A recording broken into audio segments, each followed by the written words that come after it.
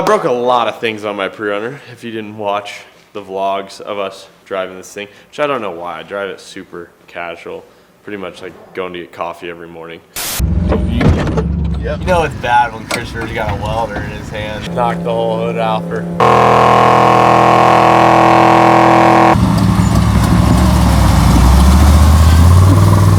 So today I want to jump on and kind of show you what we're going to do to this thing post-Baja 1000. I put 1,500 miles on this thing over the last couple weeks down in Baja. 1,500 hard miles. So there's stuff that needs to be fixed, there's stuff that needs to be changed, stuff that needs to be prepped, and then a bunch of stuff I want to add. This is a list I made off the top of my head. Just a few things. This doesn't include any typical prep or anything. These are kind of issues and changes I want. We'll dive into it. But basically, these things look like trucks, but they're basically trophy trucks. So they get a full prep, just like we normally would prep said race car, which our race cars get, meticulously. But these things are getting ran just as hard and most of the time more miles. So we go through a normal prep where we're gonna take all the suspension off. We're gonna send the Fox shocks out. They're gonna get serviced by Fox factory in California. We'll pull kind of suspension, check all the bolts, replace certain things. Like a prep. We don't pull the engine and tranny out of this thing every time like we would in a race car. These things are less horsepower, so drivetrain wise we try to get a little bit more, but we still want to get our eyes on everything and do kind of a standard prep. So this thing's literally, we'll start getting disassembled. We just got back from Baja, so it's gonna start getting disassembled, cleaned, and inspected. That part of it. Replace rod ends, stuff like that need to be done. We try to get a little more wear out of them than we typically would. But then we have this list, which is all fixes I want. So we'll dive into it. First thing that it was literally trying to kill us, exhaust leak. I had a raging headache and I was just like, oh, God, I just want to...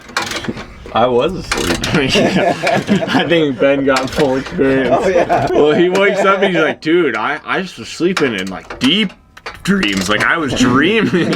I was dreaming. Dude, no wonder, dude, you were literally put to sleep. When we put the Megazilla in, we put in all new headers and stuff, had them custom built to fit in this package. It's not very easy. And for some reason, thing is leaking like a lot, like crazy amounts. Enough that it was affecting our tune and a lot of other things, heat, all kinds of issues. And it was trying to literally kill myself, Ben, and Mike Kim, or Will. Whoever was in the back seat. The back seat was the deadly part. And that's some other parts that I realized we got to change. So the exhaust leak is very high. I can show you guys. We'll walk around the truck. For some reason, exhaust, having a lot of issues with that. Literally at the slips, at the V-band, could be at wear mount. That's what we're trying to track down, figure out where, but multiple exhaust leaks, which, fill the cab then.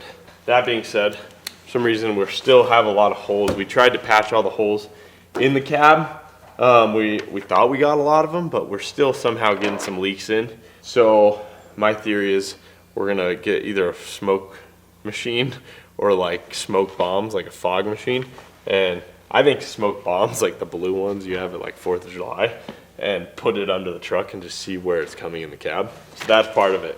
We're gonna track that down. I definitely know one thing we just learned, thanks to Nick and Chris Eisenhower, we're missing, there's a bottom seal that goes here, and then also on the other side of the truck, so we have this there. If you come over here, for some reason, you can see we modified it here, because once we learned, we were like, oh, this is where a lot of dust is. This is a Baja fix. But this is missing that piece and has the wrong seal and everything completely. It looked right, but it was actually the complete wrong thing. I'm thinking this door maybe came off like a 4-door, where that came off an extended cab like this. The problem is this is round, this is square. Basic shapes. Doesn't work. So that's one part of where we're definitely getting some leak. I know there's some leaks up here somewhere because when I dive into a silt bed, I get it in my eyes. Next, bilge filter. I saw it in some other pre-runners where they are putting like a big fan and then just with like a more of like a house filter or something. I don't know what you call it, like a I don't know what you call it, but like one of the ones that you put in your house to make you, so you're not getting sick as often. I've seen where they mount those in the back, and it's literally just circulating air in the cab, and then when dust does come in, it collects it and stays. It doesn't push it out, it just collects it into that thing. So I'd like to add that, just for keep air moving, kind of get cleaner breaths, and try to get, hopefully we seal this thing enough, then, you know, we're not getting much, but if dust still gets in, which it will, hopefully it captures it. Boom. Next thing, pressurized cab. We've been in like a debate whether we should try to pressurize the cab, whether we should try to put Parker pumpers from like PCI or something, like ramming air in, so then the dust can't get in, you know, like you'd pressurize an aircraft or something else. That's a debate, trying to figure out that. Headlights, I put some OEM awesome headlights on this thing, but they're extremely adjusted wrong. The one night when we were driving home back to the house, literally we could only see like 12 feet in front of us, like at max, like 10 feet. They were just shining straight at the ground, and it was scary. This one, paint the blue. This one really hits me hard. This pisses me off every time I open the doors, but as you can see, this cab was originally blue. Bought it from Jason McNeil. All his stuff's blue. So I was able to cover everything else up with wrap, but I need to address this because it really does irk me. And these are all like things are goals. Whether these all get done in the next month or two, we'll see. But next, power mirrors. Right now my mirrors are powered where I can adjust these, but they don't fold in. So that's a wish list. I can get into a story we didn't talk about, but when we were pre-running, we like came around a corner and some dude was in like a backhoe, and he started like chasing us in his backhoe, and he was apparently really mad about something. I guess we were Baja, you never know what you're gonna get. Problem is, we run with our mirrors folded in, so we don't, because a lot of times like tree hits here, then it'll slam in and shatter on the impact. So we run with our mirrors in. Problem is, then when some dude with a backhoe comes after you, you can't back up because you don't have anything. So I was backing up, just winging it, going, I hope no one's behind me. I'd like everyone to know I don't have mirrors. Until I was able to roll the window down and open my mirror. So power mirrors where I can just hit a button. You know, it's the little things. These are goals. These are goals. These are wants. This is my prima donna coming out in me. I'd like to mount like an impact inside the cab, just changing stuff easier. Don't have to go into the toolbox. Toolbox is super like secured up there, and so try to make that a little bit easier. Next are hood pins. I don't really like how my hood pins are. Part of it is, you see how this has this lip, and this jams into that lip. So first mean in business I gotta see is I'm just cut that off and possibly do that. But I gotta redo a lot of this because as if you didn't watch our pre-run vlogs, which you better watch our pre-run vlogs if you're watching this, I ripped the whole front bumper off. I didn't fully rip it off, but I changed it and had to re-weld it after I hit a ditch. That tweaked a bunch, so we gotta redesign some of that, fix some of that, and then once we get that, then we can decide if these hood pins are what we want to keep doing or what. But that's one part of it. Windshield wipers. Right now I only have one windshield wiper. I'd like to have two. Especially like our next race is King of the Hammers. Sometimes it's snowing, sometimes it's raining.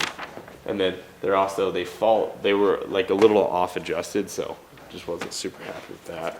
AC, right now our AC, we need a new AC filter, like cabin filter. It's real dirty. So I want to service that, clean that up, and then I bought a second AC, put in the back. A lot of these guys are putting 2 AC systems in now. Just trying to keep, these things are creating so much heat from the shocks, the engine, the transmission, and then we're trying to seal it all. So they're getting a lot of heat. So one small AC unit struggles to keep up. We used to have like an under the dash unit, so a lot of guys are mounting ones in the back seat too, just to try to keep it. So we're gonna try that, see if that works. I bought like just a simple vintage air, kind of like it's literally like a universal one that you'd put in like a classic car. And we're gonna mount upright next to Ben. For King of the Hammers, it doesn't matter as much. King of the Hammers is freezing. It's gonna be like 15 degrees and we're gonna be dying and we're gonna want heat. We also have heat, but all right. Speaking of mirrors and stuff, I bought a rear camera. All right, so I bought this straight off of Amazon, straight from China. There's 2 options. You know, you could do it all through the Motec system, which is very expensive. And I only have one Motec screen in there, and so I don't know where I'd mount the second. Or you do this. We got can't tell the the Wolf box, but we won't promote their brand. Literally, this was like, I want to say $100 on Amazon. It goes over your mirror, and so we don't have a third mirror, so it kind of, and like, dude, that just looks good. And this whole thing's a screen, and then it has a rear view camera, so it's pretty kind of dope. And like, it's out of the way, easy, balling on a budget. $100 versus, shoot, I don't know, the Motec. I couldn't even program it for $100. All right, next, window tint. Since we were having exhaust leak and we were having to run with the windows down, it ruined my window tint because we were like half windows down and we were running it different, so just gotta replace all that. Simple, but it's gotta be done. Brakes, I'm just doing some brake mods, trying to get these things to last a little longer. Keep blowing through brakes, but I think I just use a lot of brakes, and this thing's really heavy. Seats, seat belts, I'd like to put new seats in it. I just like more of like a containment seat. So right now it has like a suspension seat.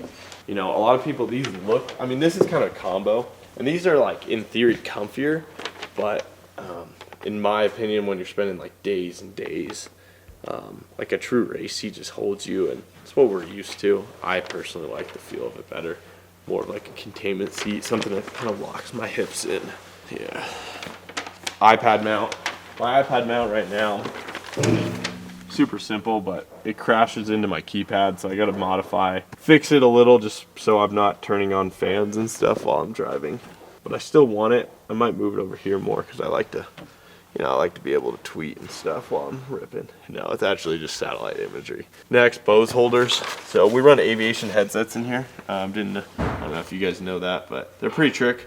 But they have these noise canceling things, so I have them in my plane and stuff where it's like a 3D printed thing and it just mounts it so it's not bouncing around because these things are taking a beating and they're stupid expensive. So $12 off Etsy. Some mounts, 3D printed mounts. Alright. That next is reprogram some of my Motec screens. I'll show you guys. One thing. Last race we did new paddle shifters, which absolute game changer. Nice, good carbon paddle shifters. They make it so nice. Like, I don't know if you can hear it. Like that. That's satisfying. Before they didn't even make a click, bro. So one of the things I want, because when we are having issues and we're troubleshooting, right now I have 3 Motec screens, and this one literally has nothing. We just kind of rushed and didn't really program much, so I want to reprogram these to more of what I want, so I got to sit down one of these days and figure out everything I want. But that's part of the problem with only one Motec screen. Like, you're limited to what you can look at once, so like a couple different options. Like, that's one thing. Like I said, I just have a lot of wishes and rants and whatnot. Paint the steering wheel plug. It really irks me for some reason. If you really want to know what pisses Christopher stuff off, just look down every morning, you know. Everything's black in here, and then we have that, which we were very rushed, so I got to rewire this. I did like this lost power, so we just like directly connected it to the battery, which it doesn't turn off when I turn the switch off. So Christopher might kill his batteries one night, you know, just being a dumbo. So got to redo that. One thing I had in here, which I don't know if Ben wants, but it made me think of that if he wants a, I guess we could ask the man, or Will, putting a USB charger in the back seat so they can charge their phones. Figured I'd add one of those. It'd be nice. The front hubs, especially the front right one, can't really see it. I can go show you, but it's just worn out, so it keeps coming loose and stuff. So gotta get new snouts for that. I'm just gonna do both sides. The steering, there's a slight issue with how it's cycling. Basically, when I go full lock, instead of it bottoming out on the ram, so you see how this ram, there's still some dust on it. That means that it's mechanically bottoming out before it's hydraulically bottoming out, which over time could blow the rack and wear things out more. So need to figure out a solution to that, because it's actually like on the other side you can see where this is hitting here before that finishes cycling. So either we got to shim that or put spacers on it, or I don't know, figuring that part out. It was just something we noticed. One thing I'm going to add inside is a carbon monoxide meter, basically to warn you, because carbon monoxide, it's like a deadly killer essentially. You'll start to feel the effects, and sometimes you can kind of smell some of it, but It could just be filling your cab and you don't even realize it. So after having an exhaust leak and the pilot in me, it's like, why don't we just have one? They're literally like $100 and it's your safety. So just a little thing that mounts on the dash. Yeah, that's looking down my list. That's it. And then I'm gonna send it to Croyer to get retuned. But overall, I mean, the engine, so sick. I had so much fun with this thing.